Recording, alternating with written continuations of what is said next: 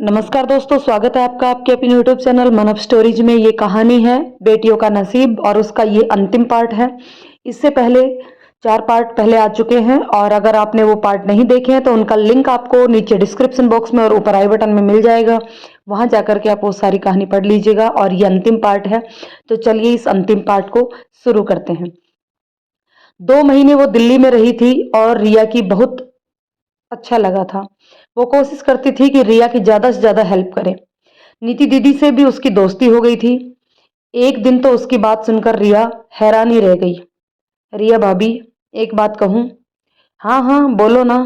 मुझे बहुत अफसोस होता है कि मम्मी आपके साथ अच्छी तरह से पेश नहीं आती।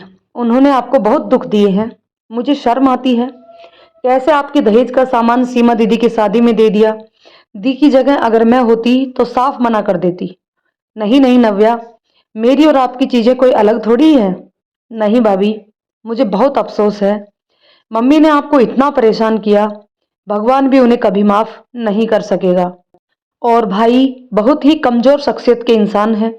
मम्मी की बातों को इनकार नहीं कर पाते, सही गलत का फैसला भी नहीं कर पाते। पहले दिन उन्होंने भाई से कहा था कि पत्नी के हाथ में पैसे मत देना, पत्नी को कभी सर मत चढ़ाना, ससुराल वालों को गिफ्ट मत देना। और आप देख ही रही हैं कि वो उनकी बातें कितना मानते हैं। उन्हें भगवान का भी डर नहीं लगता। खुद की 4 बेटियां हैं, अगर उनकी किसी बेटी के साथ ऐसा हो जाए तो? भगवान ना करे नव्या, कैसी बातें करती हो। कसम से भाभी, मुझे भाई पर बहुत ही ज्यादा गुस्सा आता है। मम्मी तो खैर अनपढ़ है, पर भाई तो इतने पढ़े लिखे हैं। पर क्या फायदा इतनी शिक्षा का अगर इंसान में इंसानियत ही ना हो।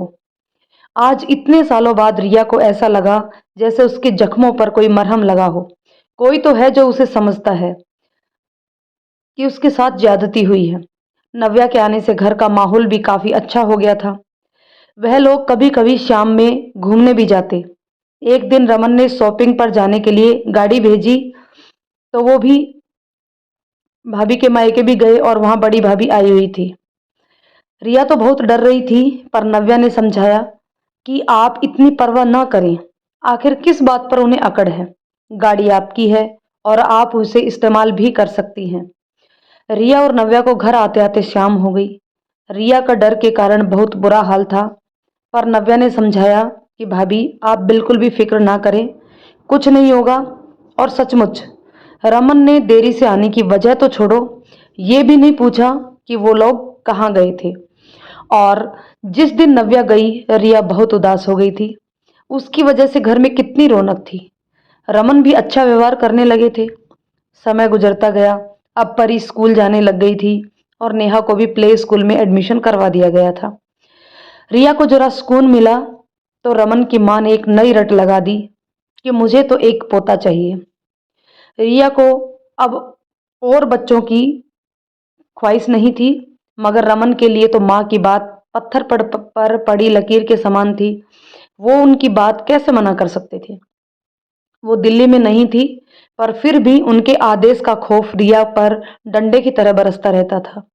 और ना चाहते हुए भी वो माँ बनने वाली थी। उन्हीं दिनों नव्या की शादी पक्की हो गई।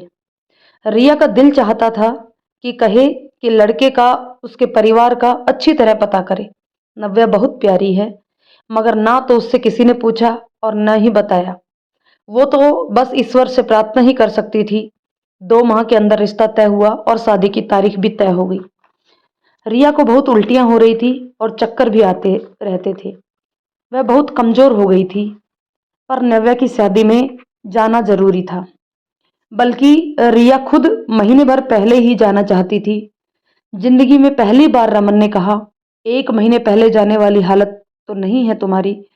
उन्होंने इस तरह मुस्कुराते हुए कहा कि रिया हैरान रह गई। उनके प्यार भरे लहजे को सुनकर उसकी पलकें भीग गई।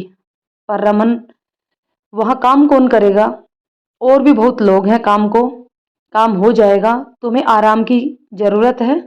और रिया को लगा कि वो खुशी से बेहोश हो जाएगी। सुबह उसने नीति दीदी को यह बात बताई तो वह भी बहुत खुश हुई। यार, दिन एक से नहीं रहते, जरूर बदलते हैं। फिर तुम्हारी नेकी और अपनों की प्रार्थना कभी तो भगवान सुनते ही। और शादी से 2-3 दिन पहले जब वो लोग लखनऊ पहुंचे तो घर में शादी का हंगामा जोरों पर था। रिया और नव्या बड़े प्रेम से मिले। आप मुझे बहुत कमजोर लग रही हैं भाभी। सचमुच? सच सच बताइए, आप खुश तो है ना? भैया के व्यवहार में कुछ बदलाव हुआ कि नहीं? हाँ नव्या, वो बहुत बदल गए हैं और ये सब तुम्हारी वजह से संभव हुआ है। ईश्वर तुम्हें खुशियां दे। अच्छा, नव्या ने खुशी से कहा। जब भी उनका फोन आता था तो मैं उन्हें कहती थी कि भाभी का बहुत ख्याल रखें। बहुत बहुत शुक्रिया, वाकई वो अब मेरा बहुत ख्याल रखते हैं। रिया नव्या के लिए एक बहुत ही सुंदर गले का हार लेकर आई थी। बारात वाले दिन रिया ने नव्या की सास और नंदों को देखा तो जाने क्यों उसे ऐसा लगा कि रमन की माँ और बहनों की झलक उनमें दिख रही थी। बहुत ही घमंडी और सख्त स्वभाव लग रहा था उनका। जिस तरह उन्होंने दहेज के सामान को समेटा था और एक एक सामान को देखा था, रिया का दिल बैठ गया। हे भगवान, नव्या का नसीब अच्छा करना। कुछ बात तो जरूर थी। रमन की मां के चेहरे पर फिक्र के बादल छाए थे। उनके चेहरे से घमंड और गुरूर गायब थे। रमन और पिताजी भी बहुत ही परेशान लग रहे थे। रिसेप्शन के दिन किसी के भी चेहरे पर खुशी नहीं दिख रही थी। नव्या भी चुप चुप सी थी, जाने किस सोच में डूबी लग रही थी। चेहरा पीला लग रहा था। यह चेहरा एक रात की ब्याही दुल्हन की तरह तो बिल्कुल भी नहीं था, जो अपने पति के प्यार और हमराही में गुजार कर आई हो। जाने क्यों रिया को अपनी सुहागरात याद आ गई और वह कांप गई। और अंदर जैसे कोई कह रहा था, जैसी करनी वैसी भरनी। नहीं नहीं, नव्या बेकसूर है, उन्हें हरगिज भी यह सब झेलना ना पड़े। रिया सोच रही थी और ईश्वर से प्रार्थना कर रही थी। और अगले ही दिन जब रिया और रमन ने जाने की तैयारी की तो रमन की मां पर जैसे जुनून सवार हो गया। रमन, इसे कह दो अगर इस बार भी बेटी हुई तो तुम इसे तलाक दे दोगे। मैं तुम्हारी दूसरी शादी करवा के रहूंगी। इसे सारी उम्र अपने मायके में बैठना होगा। रमन को शायद माँ की बात अच्छी नहीं लगी। मम्मी, ईश्वर के आगे किसकी चलती है? बच्चे तो भगवान की देन है। मैं अपनी मर्जी चलाकर दिखाऊंगी, तुम्हारी दूसरी शादी करूंगी। और रिया उसकी बातें सुनकर थर थर कांपे जा रही थी। और इससे पहले कि वो बेहोश होकर गिर जाती, सोफे पर बैठ गई। रिया की आंखों के आगे अंधेरा छा गया और रिया को कुछ सुनाई नहीं दे रहा था। रमन ने किसी से ग्लूकोज घोलकर मंगवाया और उसे जल्दी से पिलाया। तभी नव्या और उसके पति आ गए और नव्या रिया की हालत देखकर परेशान हो गई। कुछ देर तक तो वो समझ ही नहीं पाई कि क्या हुआ है। रमन ने नव्या के पति को जल्दी से ड्राइंग रूम में बिठाया। घर की कामवाली से नव्या ने पूछा तो उसने सारी बातें बताई। सब कुछ सुनकर वह परेशान हो गई। आखिर मम्मी भाभी के साथ ऐसा व्यवहार क्यों करती है? उनका क्या कसूर है? और क्या ऐसी बातें इंसान के हाथ में हैं? रिया ने जल्दी से खुद को संभाला और नव्या को ड्राइंग रूम में जाकर बैठने के लिए कहा और खुद किचन में चली गई। रिया ने जल्दी से चाय बनाई और ट्रॉली में नाश्ते के सामान सजाकर ड्राइंग रूम में ले गई। परी और नेहा भी बुआ को देखकर बहुत खुश थे। रिया सबको मुस्कुराते हुए चाय नाश्ता दे रही थी, जैसे कि अभी थोड़ी देर पहले कुछ भी नहीं हुआ था। उस दिन रमन भी बहुत चुपचाप से थे। नव्या एक दिन के लिए पगफेरे के लिए आई थी और उसकी माँ ने ऐसा हंगामा किया था कि घर के सभी लोग उनसे नाराज थे। मगर रमन की माँ को किसी की भी परवाह नहीं थी। वो तो सबको अपने तलवों के नीचे रखना चाहती थी। उन्हें घर में आए हुए बेटी और दामाद की भी परवाह नहीं थी। खैर, सब कुछ छोड़कर वो लोग दिल्ली आ गए। रमन की छुट्टी खत्म हो गई थी। वो नहीं रुक सकते थे और ना ही रिया में हिम्मत थी कि वह वहां रुकती। इस बार घर आकर रिया बिल्कुल खामोश हो गई थी। रमन से भी बस जरूरत हो तभी बात करती थी। उसे हर पल एक डर लगा रहता था। जैसे जैसे वक्त गुजर रहा था उसका दिल बैठा जाता था और उसने देखा कि रमन भी बहुत परेशान और चिंतित हैं। रिया इधर देख रही थी कि रमन भी बहुत खामोश रहते हैं, बहुत परेशान से लगते हैं। उसने सोचा, भला वो क्यों परेशान है? उन्हें तो खुश होना चाहिए कि उन्हें नई दुल्हन मिल जाएगी। बहुत दिनों से वो उनसे बात करना चाहती थी पर हिम्मत नहीं कर पा रही थी। मगर एक रात जब वो सारे काम समेट कर अपने कमरे में आई तो देखा कि रमन किसी गहरी सोच में डूबे हुए हैं। उन्हें रिया के आने का भी पता नहीं चला। कुछ दिनों से परी और नेहा अलग कमरे में सोती थी और वो कब की सो चुकी थी। रिया ने नाइट सूट पहना और बिस्तर पर आ गई। रमन, उसने धीरे से आवाज दी। कुछ परेशान लग रहे हैं? कुछ परेशान? बहुत परेशान हूँ। अच्छा, वह चौंकी, फिर हिम्मत करके बोली, मैं आपकी परेशानी की वजह समझती हूँ। रमन, एक बात कहूँ? उन्होंने चौंक कर देखा। क्या समझती हो? कहो। आप वादा कीजिए आप मानेंगे। ऐसी क्या बात है, पहले बोलो तो सही। रमन, आप मुझे तलाक दे दीजिए। क्या? वो हैरान होकर उठकर बैठ गई। ये ख्याल क्यों आया तुम्हें? मैं जानती हूँ रमन, मुझे बेटा नहीं होगा। मैं आजकल इतनी परेशान हूँ, आप नहीं समझ सकते। शायद यही सोचकर आप भी परेशान हैं कि अगर तीसरी बार भी बेटी हुई तो। पगली, वह मुस्कुराए। ईश्वर के काम में कौन दखल दे सकता है? अगर तीसरी बेटी को आना होगा तो वह आएगी ही। रिया ने रमन को हैरानी से देखा और कहा, फिर आप हर समय क्या सोचते रहते हैं? मैं जो सोचता हूँ वो बाद में बताऊंगा, मगर पहले तुम ये बताओ कि तुम्हें इतनी बड़ी बात तुमने सोची भी कैसे? रमन की निगाहों में दुख झलक रहा था। रिया ने उनकी ओर देखा और फूट फूट कर रो पड़ी। रमन, मैं थक गई हूँ। मैं बिल्कुल हार चुकी हूँ। मुझ में अब बर्दाश्त करने की बिल्कुल शक्ति नहीं है। और रमन ने बेख्तियार उसे अपनी बाहों में समेट लिया। बेकार बातें मत करो। तुम मेरी पत्नी हो, मेरे बच्चों की माँ हो और मुझे अपनी जान से भी बढ़कर प्यारी हो। क्या? क्या? रोना भूलकर उसने बड़ी हैरानी से रमन को देखा। रिया को रमन की बात पर यकीन नहीं हो रहा था और रमन ने देखा कि वह रोती हुई मासूम और हैरान चेहरे के साथ बहुत ही प्यारी लग रही थी। उन्होंने झुककर उसकी भीगी पलकों को चूम लिया।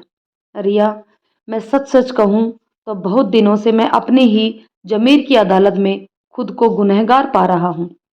तुम्हारे साथ मम्मी ने जो किया और फिर मैंने जो तकलीफें दी, उनकी तो खैर कोई भरपाई नहीं कर सकता, मगर तुम्हारे सब्र और बर्दाश्त ने मेरा दिल जीत लिया है। तुम्हारे मायके वाले सभी बेहद अजीम हो। मैं जानता हूँ मैं तुम्हारे काबिल नहीं हूँ, पर तुम्हारी दो बेटियों का पिता तो हूँ ही। इसी नाते मुझे माफ कर देना। रमन, रिया ने उसके होठों पर अपनी हथेली रख दी। यह आप क्या कह रहे हैं? मैं तो हमेशा से आपकी हूँ और आपके साथ ही रहना चाहती हूँ। और उसके बाद रमन ने उसे कुछ बोलने का मौका नहीं दिया। वो सारी रात अपनी गलतियां मानते रहे। वह रात हकीकत में मोहब्बत की रात बन गई। जिंदगी इस तरह बदल जाएगी उसने तो सोचा भी नहीं था। रिया ने सबसे पहले यह खुशखबरी अपनी बड़ी भाभी को दी कि वो माँ को बताए कि रिया हर तरह से खुश है और ये भी कि रमन पूरी तरह बदल गए हैं। रमन इसलिए बदल गए कि उन लोगों ने जो कुछ भी तुम्हारे साथ किया बिल्कुल वैसा ही नव्या के साथ हो रहा है। बल्कि वो लोग कुछ और भी बढ़कर हैं। उन्होंने दहेज में कार मांगी थी तो वो लोग नहीं दे सके और उस दिन से नव्या अपने मायके में बैठी है कि जब तुम्हारे माँ बाप गाड़ी खरीद कर देंगे तो आ जाना। उसे बहुत दुख हुआ। रमन ने उसे इस काबिल भी नहीं समझा था कि उससे कुछ कहते। फिर उसने सोचा किस मुंह से कहते जब उन्होंने यही सब रिया के साथ भी तो किया था। कुदरत की लाठी से आवाज नहीं आती। उन्होंने रिया को कितनी तकलीफ दी थी और किस सब्र से उससे सब कुछ बर्दाश्त किया था। अब यह सब अपनी जगह था। वो बिल्कुल खुश नहीं थी।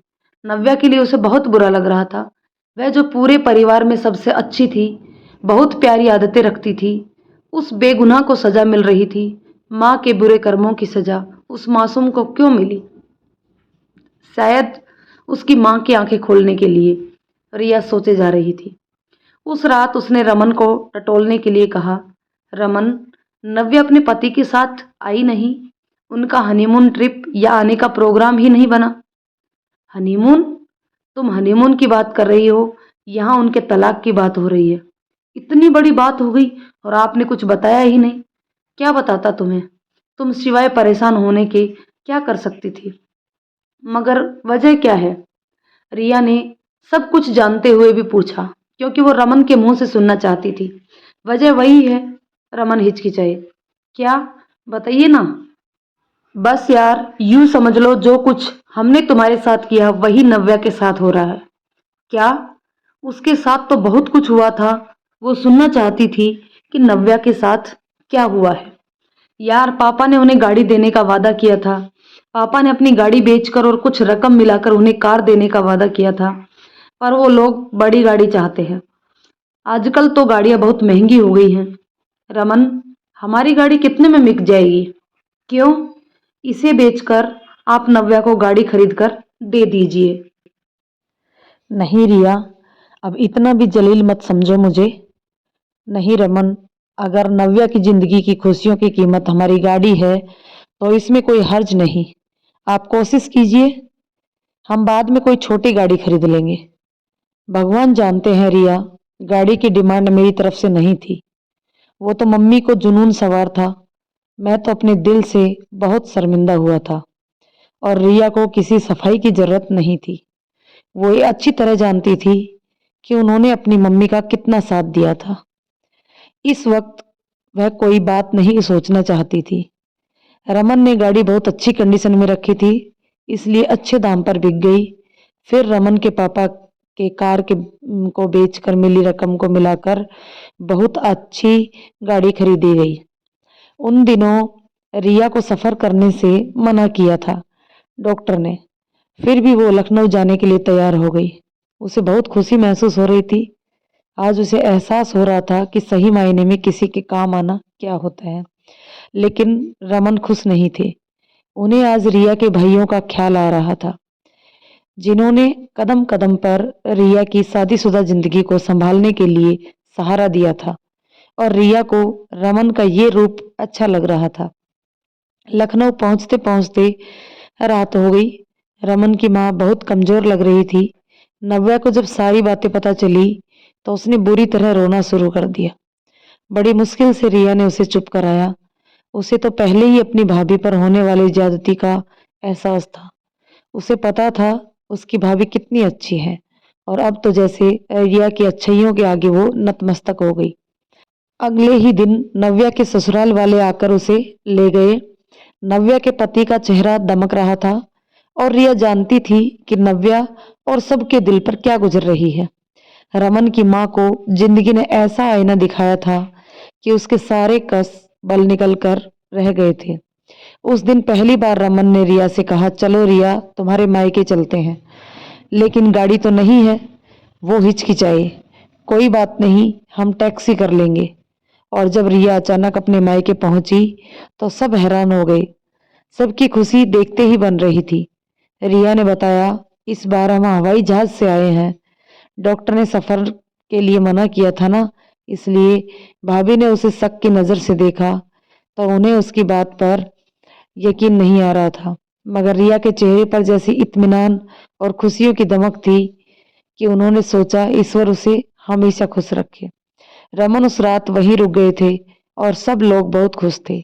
रिया परेशान हो रही थी कि अगर इस बार भी बेटी हुई तो, पर रमन उसे बहुत तसल्ली दे रहे थे कि देखो, बेटी ईश्वर का दिया हुआ वरदान है। फिर आज के जमाने में बेटी और बेटे में फर्क ही क्या है। और बेटियां तो माँ बाप की हमदर्द होती हैं, मगर रमन, बेटियों के नसीब से डर लगता है। और उसी रात रिया को हॉस्पिटल ले जाना पड़ा और इस बार उसे बेटा हुआ। सब लोग बहुत खुश हुए। बड़े भैया ने रिया के ससुराल में फोन करके बताया और सबको बहुत हैरानी हुई। जब रमन के पिता के साथ उसकी माँ भी आई। फल और मिठाइयों की टोकरी के साथ उन्होंने खुद से आगे बढ़कर सबका मुंह मीठा करवाया। तब ही नव्या भी अपने पति के साथ आ गई और माहौल और भी अच्छा हो गया। शायद उसका पति भी दिल का बुरा नहीं था। और रिया सोच रही थी कि उसका बेटा कितना खुशनसीब है, सबके लिए खुशियां लेकर आया है। तो दोस्तों, ये थी रिया और रमन की कहानी। कहानी आपको कैसी लगी कमेंट करके जरूर बताइएगा। कहानी पसंद आए तो लाइक शेयर करें, और चैनल पर नए हैं तो चैनल को सब्सक्राइब जरूर कर लें। धन्यवाद दोस्तों।